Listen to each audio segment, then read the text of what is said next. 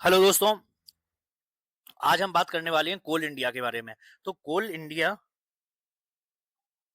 का जो आपका सीबीटी टेस्ट होने वाला है ना, वो सीबीटी एग्जाम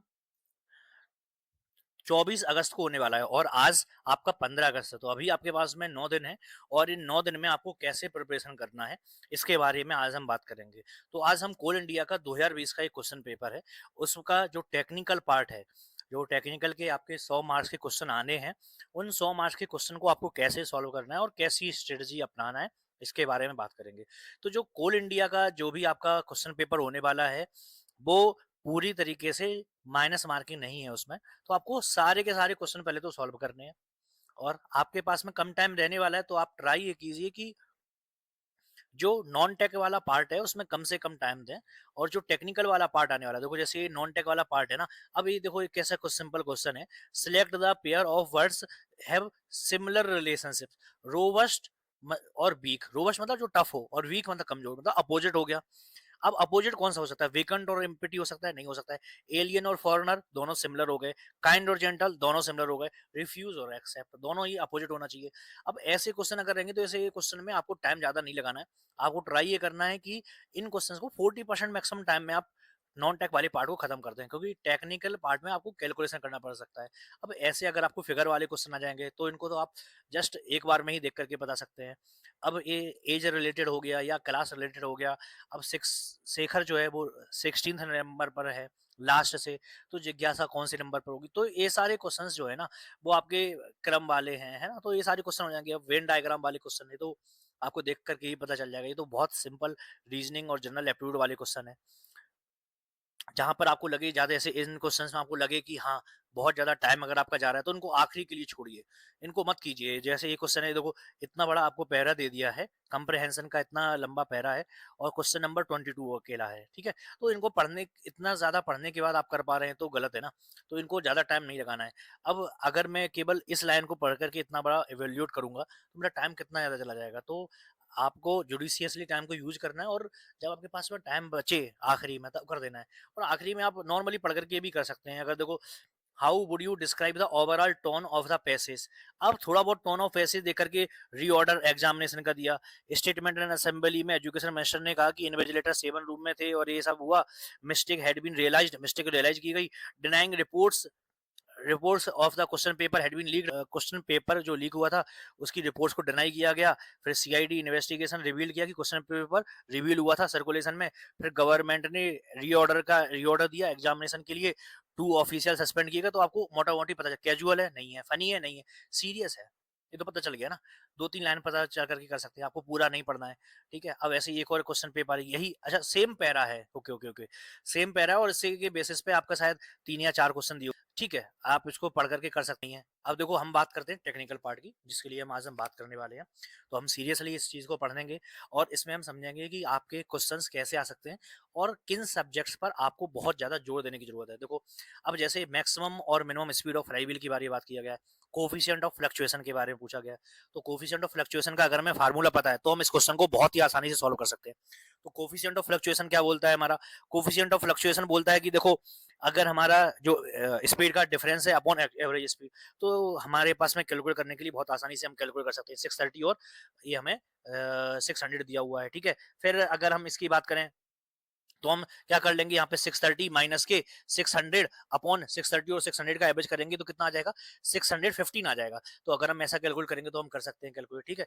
फिर आपका स्ट्रेन गेज के बारे में बात पूछा गया। अगर एक्स एक्सिस में थीटा एंगल पर है तो क्या होगा? तो हमारा अगर प्लेन स्ट्रेस की बात करते हैं तो हमारे प्लेन स्ट्रेस में ऐसे ही हमारे किसकी बात की गई है? एप्सिलॉन एक्स, एप्सिलॉन वाई और गामा की बात करते हैं हम यहाँ पर, गामा एक्स वाई, जो हमारा सीरियस स्टैंड रहता है। तो हम स्टैंड गेज की कंडीशन में उसको कैलकुलेट कर सकते हैं, ठीक है? फिर heat exchange takes place in which product of the, अब देखो यहाँ पर ये क्वेश्चन बहुत ही ज्यादा सिंपल पूछा गया है। Product of PV, product of PV बराबर में कांस्टेंट है, पीवी कांस्टेंट बराबर टेम्परेचर कांस्टेंट, तो हमारा ये आंसर आइसोथर्मल हो जाएगा, ठीक है?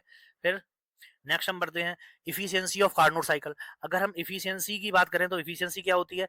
1 माइनस के T two upon T one, तो हम निकाल सकते हैं। T two upon T one हमें पता है तो हम आसानी से कैलकुलेट कर सकते हैं, ठीक है? फिर नेक्स्ट क्वेश्चन आ जाता है 4 स्ट्रोक पेट्रोल इंजन के बारे में। तो पेट्रोल इंजन के बारे में अगर क्वेश्चन आया हुआ है, हमें क्या पूछा है? Actual volume. हमें वॉल्यूमेट्रिक इफिशियंसी की बात करते हैं, वॉल्यूमेट्रिक इफिशियंसी पढ़ी हुई है हमने, फार्मूला पड़ा हुआ है। अगर हम एफिशिएंसी की बात करें मतलब हमारी जो वैल्यू है वो 1 से कम है, मतलब 100% तो नहीं है, मतलब कहीं न कहीं जो स्टॉक वॉल्यूम है उससे कम होने वाला है, ठीक है? फिर मैंगनीज ऐड किया जाता है कार्बन स्टील में, क्यों किया जाता है? ये मटेरियल साइंस से रिलेटेड क्वेश्चन है। स्टील को टफर और हार्डर बनाने के लिए। पेट्रोल इंजन में कार्बोरेटर का यूज किया जाता है, किससे बनाया जाता है? उसको हम डाई कास्टिंग से बनाते हैं, ठीक है। फिर टॉर्सनल सेक्शनल मॉडुलस की बात करते हैं। हमें बेंडिंग मूवमेंट के बारे में पता है, ऐसे ही हमें टॉर्सनल के बारे में पता है। अगर हमें बेंडिंग और टॉर्सनल के बारे में पढ़ा हुआ है तो उसके दोनों फार्मूले हमें पता होना चाहिए। अगर हम टॉर्सन की बात करेंगे तो टॉर्सन में क्या होता है? टी अपॉन जे बराबर में टाउ अपॉन आर बराबर में जी जे अपॉन एल, यही होता है। तो अगर हमें ये फार्मूला टॉर्सन के बारे में पता है तो हमें पोलर मॉडुलस के बारे में हम टॉर्सन के केस में बात करते हैं। और अगर हमारा बेंडिंग मोमेंट रहता है तो बेंडिंग के केस में हम सेक्शन मॉडुलस के बारे में बात करते हैं, ठीक है। आई जोड़ और 4P टेस्ट है। आई जोड़ टेस्ट क्या होता है हमारा? आई जोड़ टेस्ट में हमारा एक कैंटिलीवर टाइप का होता है, और यहाँ पर इसमें इस टाइप से इसमें नोच दिया होता है, और यहाँ पर हम हैमर मारते हैं। और यही अगर हम 4P टेस्ट की बात करें तो हमारी ये बीम होती है, यहाँ पर इसमें ये दिया होता है, नॉच दिया होता है, और ये हमारी सिंपली सपोर्टेड होती है, और इसके ऊपर यहाँ से हम हैमर मारते हैं। तो हमारा ये 4P टेस्ट होता है, ठीक है। अब फिर स्टेल हाइट की बात करते हैं, तो यहाँ पर जितने भी क्वेश्चंस पूछे गए हैं वो सारे के सारे क्वेश्चंस आपके फैक्ट बेस्ड हैं, और हार्डली क्वेश्चंस जो आए हैं वो डायरेक्ट फार्मूला बेस्ड क्वेश्चन आए हैं, और ज्यादा हार्ड फार्मूला भी नहीं आए हुए। अब थर्मोडायनेमिक ओपन सिस्टम क्या होता है? अब अगर थर्मोडायनेमिक में तीन ही टाइप के सिस्टम होते हैं। एक ओपन सिस्टम होता है, एक हमारा ओपन सिस्टम होता है, और दूसरा क्लोज सिस्टम होता है, और तीसरा हमारा आइसोलेटेड सिस्टम होता है। अगर हमारा ओपन सिस्टम है अगर हमारा ओपन सिस्टम है तो ओपन सिस्टम के केस में क्या होता है? ओपन सिस्टम के केस में हमारा हीट और मास दोनों ट्रांसफर होगा। क्लोज में मास ट्रांसफर नहीं होगा, लेकिन एनर्जी का ट्रांसफर हो सकता है। आइसोलेटेड में हीट और या एनर्जी और मास दोनों का ट्रांसफर नहीं हो सकता है। तो ये हमारे किसी एक सिंपल कॉन्सेप्ट्स के बेस पे क्वेश्चन आए हैं। कंटिन्यूटी इक्वेशन के बारे में पूछा गया है, सही। Result of application of following law to the flow field, कौन सा ला लगेगा? न्यूटन सेकंड ला नहीं, कंजर्वेशन ऑफ एनर्जी लगेगा, ठीक है।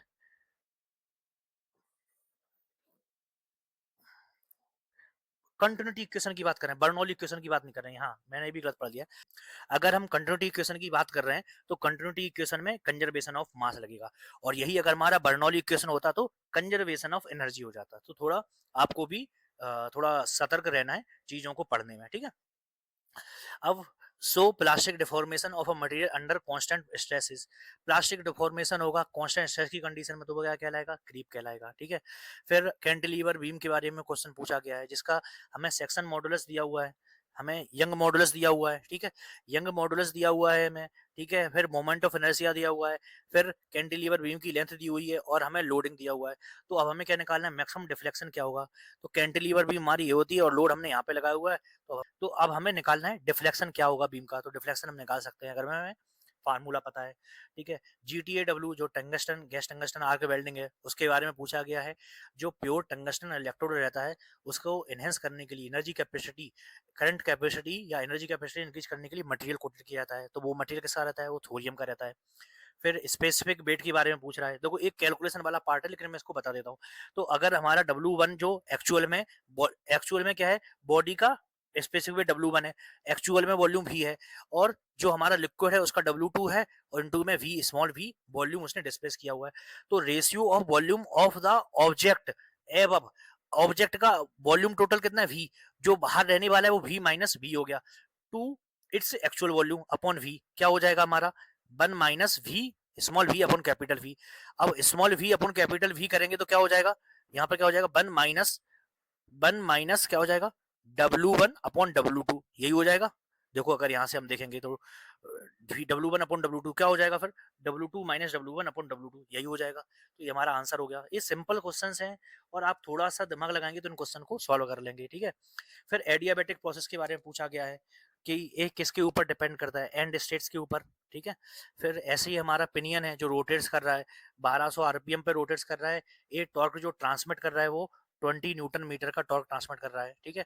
फिर हमसे पूछा गया है कि इसके 40 टीथ हैं इसके ऊपर, जब और ये 60 टीथ के साथ अगर मैच करेगा तो टॉर्क कितना ट्रांसमिट होगा? तो हमें क्या पता है? 2 पाई NT इन टू में 60 से क्या आ जाता है? पावर आ जाता है। अगर हमारे एक गियर दूसरे गियर के साथ में कांस्टेंट मोशन में है तो पावर क्या रहेगा, वो कांस्टेंट रहेगा। अगर हमारा कोई एनर्जी लॉस नहीं हो रहा है तो पावर कांस्टेंट है, तो एनटी बराबर में क्या हो जाएगा, एनटी हो जाएगा। हमें इसका आरपीएम पता है 1200 पहले गियर का, तो दूसरे का हम निकाल सकते हैं n1/n2 से। ये थोड़ा कैलकुलेशन, 2 कैलकुलेशन स्टेप दिए हुए हैं। तो n1/n2 से क्या हो जाएगा, t2/t1 हो जाएगा। जिसमें टीथ ज्यादा है उसकी स्पीड कम रहेगी, और जिसमें टीथ कम है उसकी स्पीड ज्यादा रहेगी, ऐसा ही होता है। तो 40 वाले में अगर आरपीएम 1200 है तो हमारा 60 टीथ में कितना हो जाएगा, इससे कम रहेगा, इससे कम रहेगा तो कितना हो जाएगा, हम कैलकुलेट करेंगे तो 800 आ जाएगा। तो 1200 इंटू में ये हमारा आरपीएम होगा, टी टॉर्क, टॉर्क है, ठीक है, टॉर्क कितना है, 1200 में 20 टॉर्क है, तो 800 की कंडीशन में टॉर्क कितना होगा, हम टॉर्क निकाल देंगे तो कितना आ जाएगा आंसर, 30 आंसर आ जाएगा। ठीक है। अब ऐसे ही थिन स्फेरिकल वेसल से क्वेश्चन आ गया, हमारा डायमीटर भी दिया हुआ है आपको, इंटरनल प्रेशर दिया हुआ है, टेंसाइल स्ट्रेस दिया हुआ है, तो आप कैलकुलेट कर सकते हैं कितना आपका थिकनेस ऑफ सेल रहने वाला है। आइडियल फ्लूइड के क्वेश्चन हो गया, ये तो सिंपल कॉन्सेप्ट है, अगर आपको पता है, फार्मूला पता है, फार्मूले की जरूरत नहीं है, आपको सिंपल कॉन्सेप्ट पता है तो आपको पता है कि हाँ इसके साथ ना विस्कोसिटी होती है, ना ही इसके पास में जो आइडियल फ्लूइड होता है, ना ही वो विस्कस होता है, और ना ही इनकम्प्रेसिबल कंप्रेसिबल होता है। तो नो विस्कोसिटी और इनकम्प्रेसिबल हमने आंसर लगा दिया। ठीक है। अब हीट ट्रांसफर टेक्स प्लेस क्यों होता है, एंट्रोपी में चेंज होता है, उसके कारण होता है। ठीक है, क्योंकि टी बराबर में, अगर हमें फार्मूला पता है, टी इंटू में डी एस बराबर में क्यू होता है। अगर टेम्परेचर चेंज हो रहा है, हीट ट्रांसफर अगर हो रहा है, तो हीट ट्रांसफर के साथ में क्या होगा, एंट्रोपी में चेंज होगा। ठीक है। पॉइजन रेशियो किसके ऊपर डिपेंड करता है, अभी देखो ऐसे क्वेश्चन क्या है, आपके क्वेश्चन केवल कॉन्सेप्ट बेस्ड क्वेश्चन है, तो इन कॉन्सेप्ट बेस्ड क्वेश्चन के लिए आपको कोई हैवी न्यूमेरिकल नहीं आ रहे हैं, आपको कॉन्सेप्ट्स पता होना चाहिए बस। थर्मल कंडक्टिविटी मैक्सिमम कब होती है, डायमंड के केस में होती है, क्योंकि जो सारे ऑप्शन दिए हुए हैं उनसे आपको पता होना चाहिए। Bernoulli equation for a fluid is concerned with किससे, कंजर्वेशन ऑफ एनर्जी से। बर्नौली इक्वेशन तो अभी बताया था ना, जब मैं पहली बार बात कर रहा था, तो यहाँ पर कंजर्वेशन ऑफ मास की बात हो रही थी, यहाँ पर कंजर्वेशन ऑफ मास की बात हो रही थी, और यहाँ पर कंजर्वेशन ऑफ एनर्जी की बात आ गई, तो दोनों क्वेश्चन दे दिए इन्होंने। तो ऐसे क्वेश्चन जो है ना वो रिपीटेटिव क्वेश्चन है, ये कॉन्सेप्ट बेस्ड क्वेश्चन है। फ्री बॉडी डायग्राम की बात करें, प्रिंसिपल ऑफ ट्रांसमिसिबिलिटी, तो ये आपने नहीं पढ़ा होगा, लेकिन ये स्लाइडिंग वेक्टर आंसर है इसका। ठीक है। अब ऐसे ही है, अभी देखो moment of kinetic energy of rotation के बारे में पूछा गया है। ठीक है। अब अगर काइनेटिक एनर्जी ऑफ रोटेशन के बारे में पूछेंगे, आई दिया हुआ है और ओमेगा दिया हुआ है, तो एनर्जी का फार्मूला क्या होता है, हाफ आई ओमेगा स्क्वायर। तो ये तो आंसर सिंपल हो गया आपका। ठीक है। फिर नेक्स्ट क्वेश्चन है, अगर सिग्मा बाय है यील्ड स्ट्रेंथ और एंड्योरेंस लिमिट है ई बाय, तो आपको बताना है कि क्या होने वाला है। देखो अगर आपको ऐसे पता है, यहाँ पर सिग्मा ई रहता है, यहाँ पर सिग्मा बाय है, ठीक है, और अगर हम इसको मिला देंगे सिग्मा बाय से, तो क्या हो जाएगा हमारा, ये कौन सी लाइन कहलाएगी, तो आपको ये पता होना चाहिए। आपको इतना इमेजिनेशन थोड़ा स्ट्रांग होना चाहिए कि आप तुरंत टिक कर सकें। अब कंपोजिट बार है जो कॉपर से बनी हुई है और स्टील से बनी हुई है, तो बहुत ही सिंपल क्वेश्चन है। हीटेड किया जाता है 120 डिग्री सेल्सियस, इन्होंने कंफ्यूज करने के लिए स्पेशल टेम्परेचर लिखा हुआ है, यहाँ पर इतना भी लिख देते कि उसको हीट किया गया तब भी काफी था। हमें दिया हुआ है अल्फा सी, अल्फा सी जो है वो ग्रेटर देन है अल्फा एस से, तो आप बताओ कि उसमें कौन सा स्ट्रेस डेवलप होगा, तो उसमें कंप्रेसिव स्ट्रेस डेवलप होगा। ठीक है। जो हमारा फाउंड्री क्रूसिबल है वो किससे बना होता है, स्टील से, स्टील से बना होगा तो वो पहले ही पिघल जाएगा, स्टील को क्या ही उसके अंदर लिक्विड फॉर्म में रखेगा, तो हाईयर टेम्परेचर होना चाहिए, इसका कौन सा होगा, ग्रेफाइट आंसर हो गया। अब हाई स्पीड कंप्रेशन इंजन किस पे ऑपरेट करता है, डुअल साइकिल पर ऑपरेट करता है। तो ऐसे आपके मोटा मोटी क्वेश्चंस आने वाले हैं जो आपके हाईली कॉन्सेप्चुअल है, केवल वन लाइनर क्वेश्चंस हैं। जैसे आपके इसके लिए आप जो है ना, जो एजम्पशंस हैं उनको पढ़ सकते हैं, जो थ्योरी है कॉन्सेप्ट के पीछे का वो पढ़ सकते हैं, लेकिन हाईली न्यूमेरिकल बेस पे नहीं जाना है आपको। वो क्वेश्चंस आपके बहुत ही मिनिमम आ सकते हैं, एक या दो स्टेप के जो कैलकुलेशन वाले क्वेश्चन है वो आने वाले हैं। तो आपको थोड़ी स्मार्ट स्टडी करना है, और ये फ्री के एग्जाम है, क्योंकि आपके ये 100 क्वेश्चन है, 100 क्वेश्चन तो हर कोई कर लेगा, मान लिया 100 क्वेश्चन तो आपके हर कोई कर लेगा, नहीं कर पाएगा, लेकिन माइनस मार्किंग नहीं है, तो आपको हर क्वेश्चन करना है, और ट्राई करें कि इसमें 80 मार्क्स तो आप ला ही दें, है ना। तो 80 मार्क्स ला देंगे तो आपका काम हो जाएगा। ठीक है। अगर ये वीडियो अच्छा लगा है तो वीडियो को लाइक जरूर कीजिए, और ऐसे ही दूसरे पार्ट्स के लिए ऐसे ही दूसरे पार्ट देखने के लिए इस चैनल को सब्सक्राइब जरूर कर लीजिए। मिलते हैं नेक्स्ट वीडियो में।